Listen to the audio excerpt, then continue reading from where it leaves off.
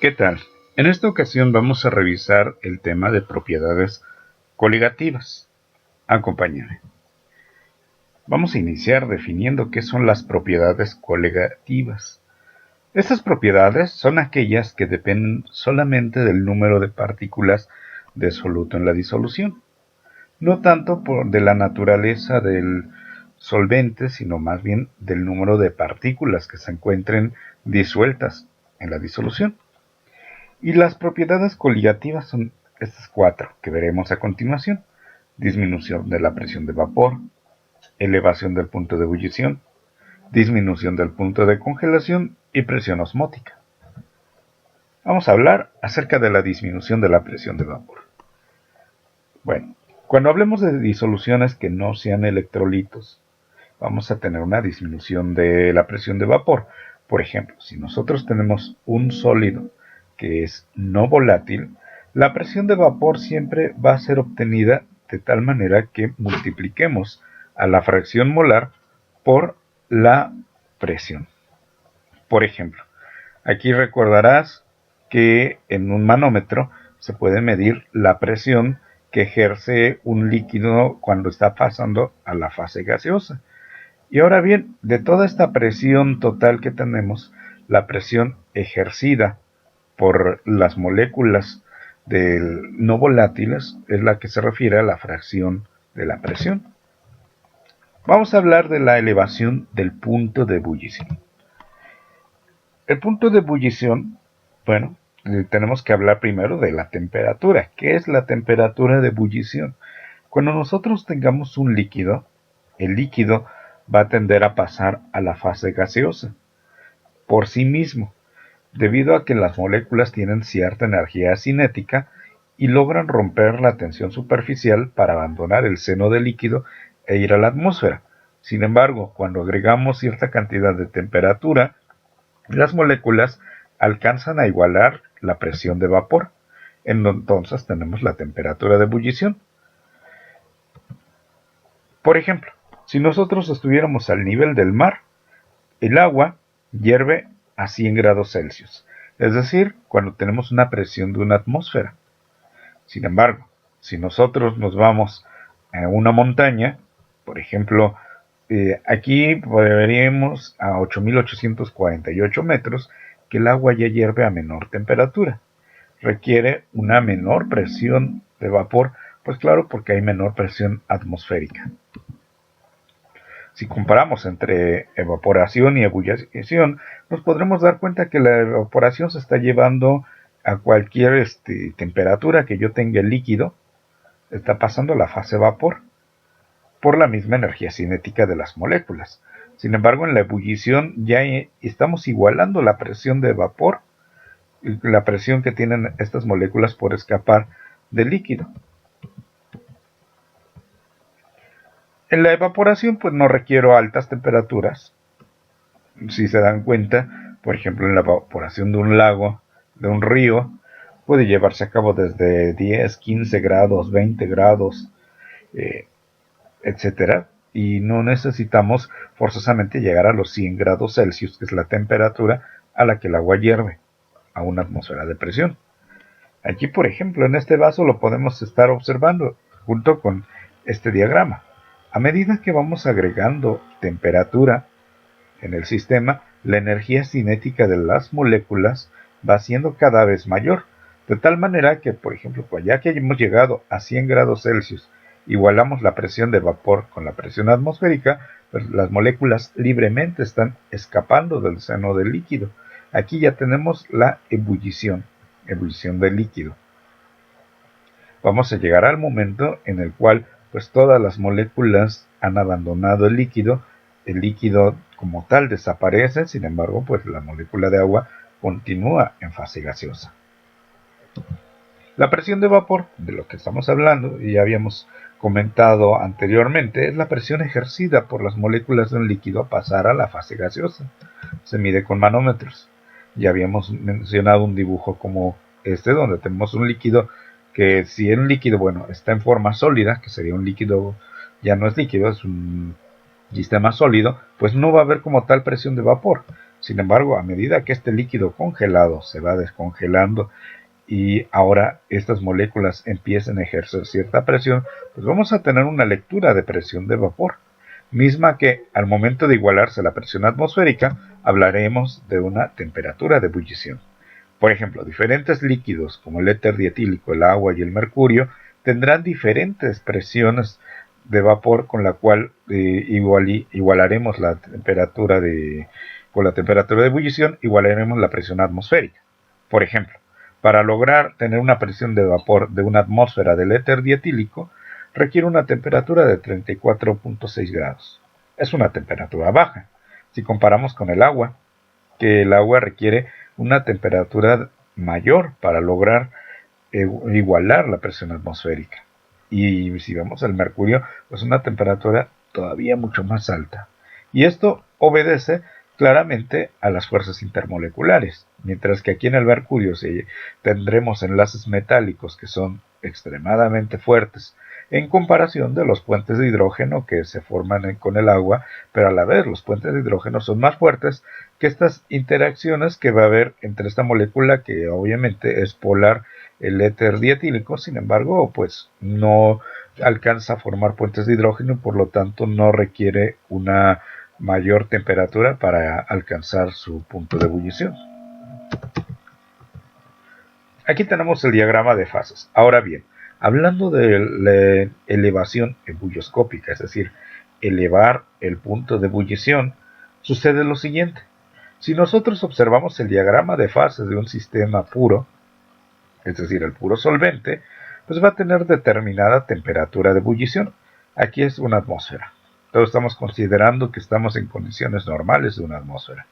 Ahora bien, si yo disuelvo un soluto, sea cual sea el soluto, voy a llevar a cabo un aumento en el punto de ebullición. Quiere decir, bueno, pues porque este soluto va a tener interacciones con mi solvente.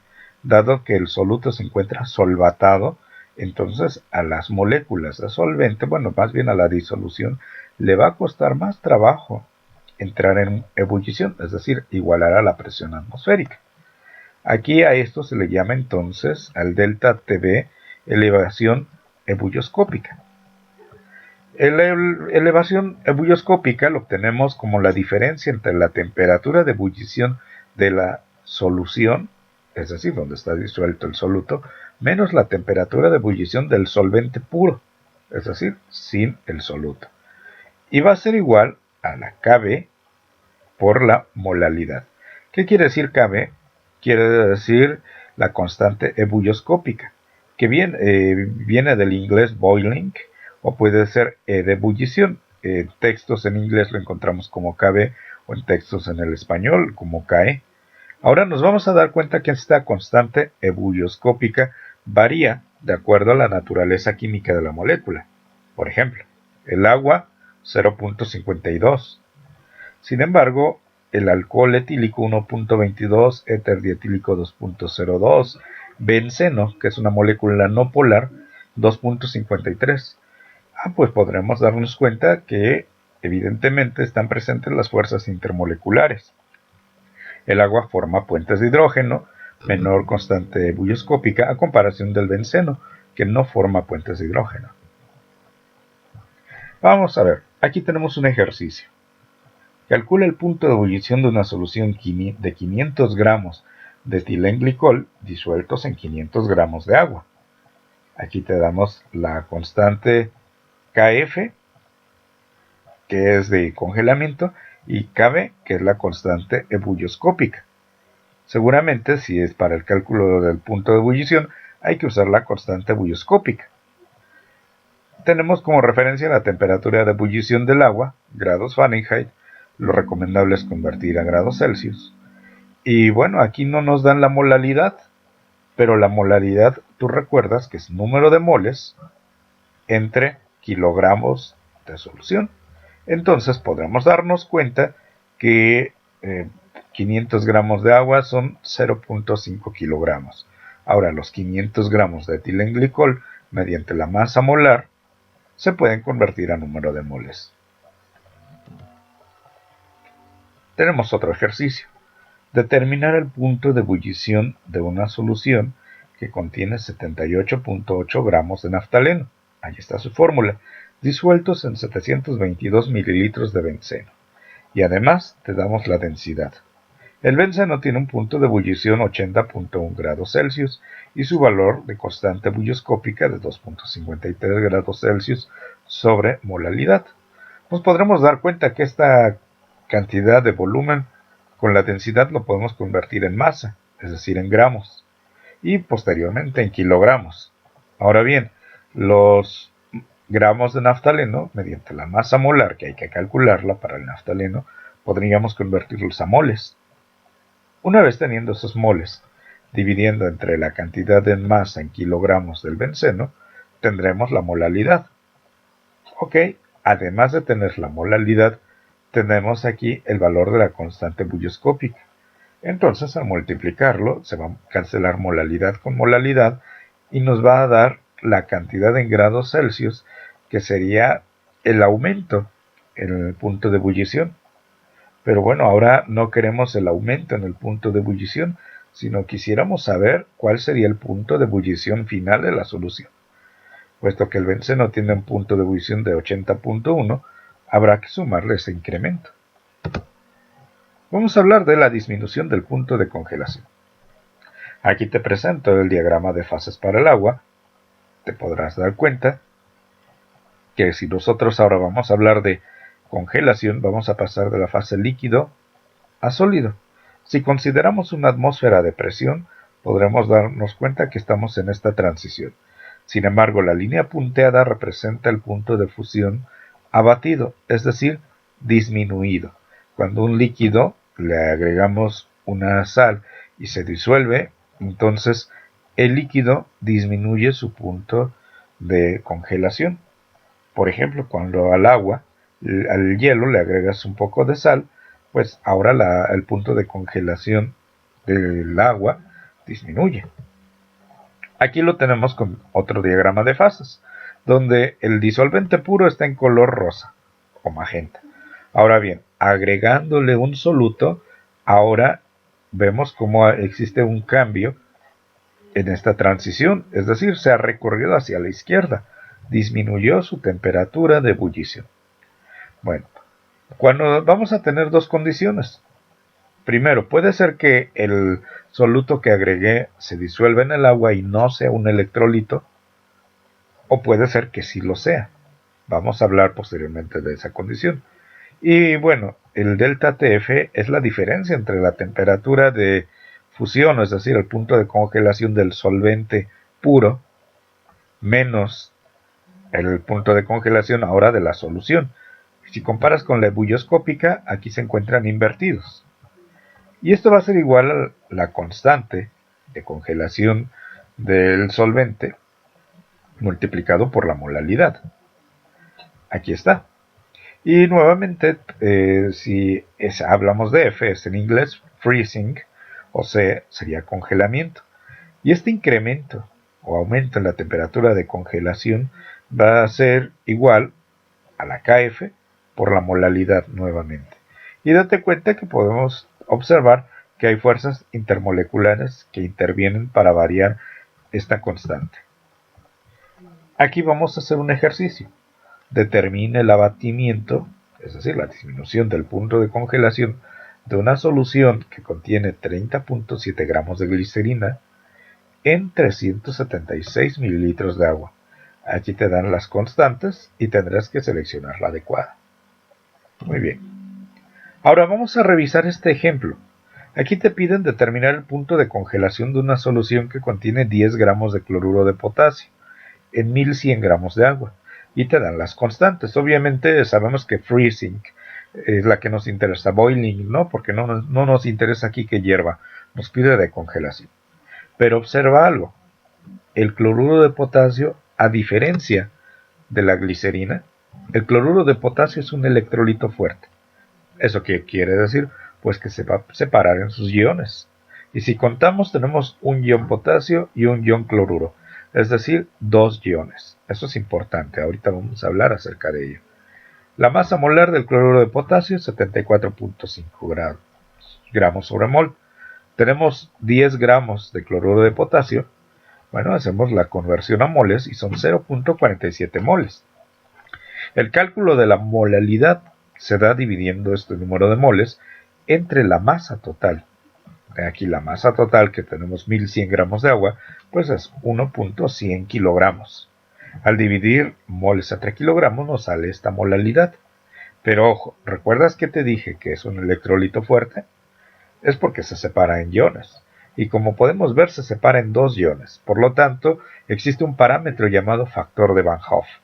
Aquí sería 2, porque se produjeron 2 iones. Un potasio y un ion cloruro. Entonces, son 2 iones. Y bien, ahora para calcular el abatimiento del punto de fusión, lo vamos a calcular la temperatura de fusión del solvente menos la de la solución. Tenemos la del solvente puro, claro, porque es agua, es 0 grados Celsius, pero no la de la solución. Así que esta es nuestra incógnita. Tenemos la constante de Van Hoff, que es de 2, porque son 2 iones, la Kf y la molaridad que ya calculamos. Con esto nos va a dar de 0.45 el abatimiento, o sea que bajó 0.45 grados Celsius su punto de congelación. Es decir, la temperatura a la cual la solución se va a congelar va a ser a menos 0.45 grados Celsius. Muy bien. Ejercicio 5. Es momento ahora de que pongas en práctica lo que hemos aprendido. Toma en cuenta que el sulfato de litio es una sal que es considerado un electrolito fuerte. Ejercicio 6. Ahora vamos a pedir la cantidad de soluto, en este caso la glucosa, que debes disolver en 12 kilogramos de agua para obtener una solución cuyo punto de congelamiento sea menos 5.8 grados Celsius. Recuerda que sigue siendo agua, así que la constante, la Kc, sigue siendo la misma que hemos manejado. Otro ejercicio. ¿Cuál es el punto de congelación de una solución formada por disolver 7.15 gramos de cloruro de magnesio en 100 gramos de agua? Te presento la Kf de 1.86 grados Celsius sobre molaridad. Vamos a hablar de la presión osmótica. La ósmosis, cuando nosotros tengamos una membrana, que vamos a llamarla semipermeable porque permite el paso de algunas moléculas de disolvente, como aquí lo vemos, vamos a observar que van desde una solución diluida hacia una de mayor concentración. Aquí las esferitas rojas son las moléculas de soluto y vemos como aquí hay una menor concentración y aquí hay una mayor concentración. Esto se va a llevar a cabo la ósmosis de tal manera que se va a buscar generar un equilibrio. Podemos hablar también de la ósmosis inversa. La ósmosis inversa pues va a ser lo contrario a la ósmosis.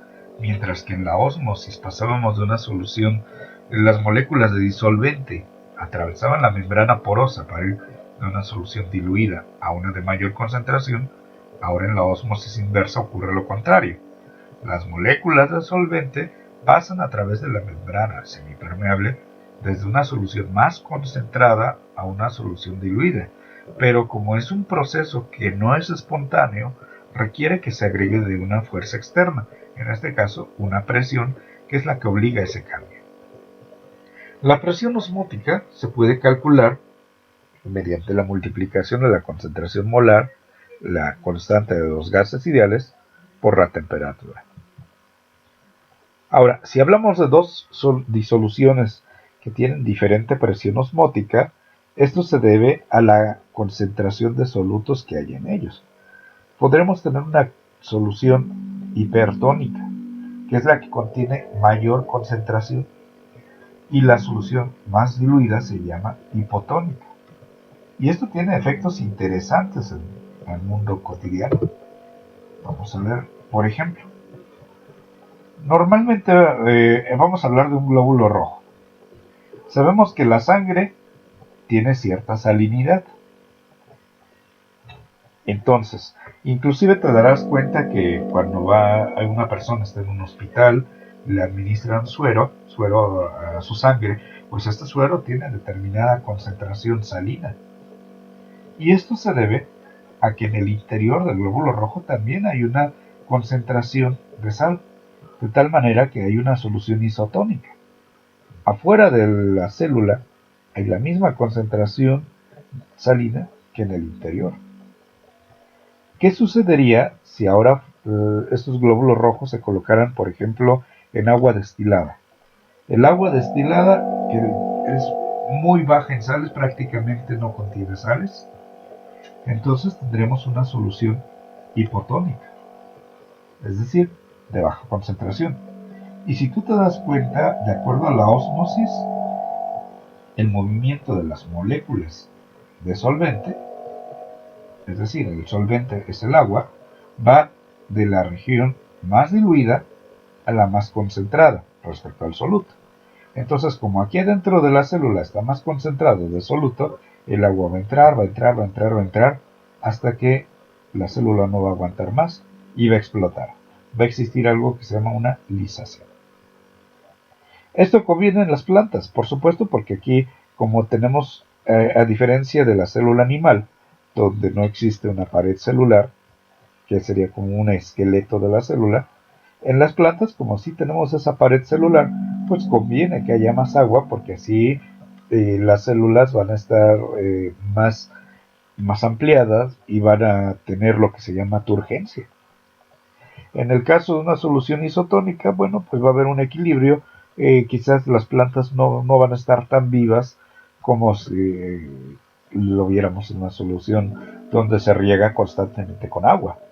Ahora, en la solución hipertónica, que tenga un exceso de sales fuera de la célula, ahora bien, el medio de mayor concentración está afuera y el de menor adentro. Y entonces el solvente va a pasar de la solución más diluida a la más concentrada. Entonces, pues las moléculas de agua van a salir, y como consecuencia nuestro glóbulo rojo se va a encoger.